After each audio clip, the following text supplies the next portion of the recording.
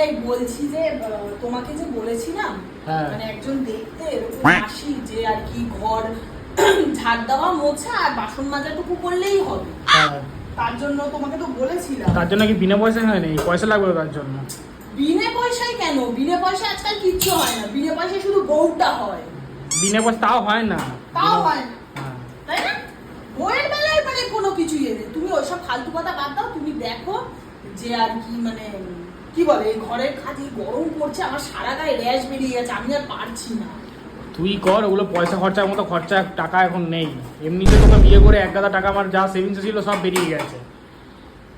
শুধু কি তোমার বেরিয়েছে? আমার মা দাদার বেরোয়নি? শুধু কি তোমাদের বেরিয়েছে? তোর মা দাদা তো তোর পেছনে বেরিয়েছে, আমাকে তো একটা পয়সাও দেয়নি। ওকে একটা পয়সা দেয়নি? খাট আলমারি আংটি গলার চেন এত কিছু নিল বাবা, ওই একটা একটা তক্তপোষ দিয়ে বলে আলমারি খাট সব নাকি দিয়ে দিয়েছে। এই ফালতু কথা বলবে না, ফালতু কথা একদম বলছি না, ফালতু কথা। যা তোমার কাছ থেকে তাও তো চাইলে 5,000 টাকা দিলে দেবে 500 টাকা, তারপর বড় বড় কথা। কেন আমার মা কেন দেবে? ওই যে তোমার দিদিরা বোনরা যে এসে ঝেপে ঝেপে তোমার থেকে নিয়ে যায়, সেই পয়সাগুলোই রেখে এই দিয়ে বেশি দিন নয়, ফালতু কথা নয়।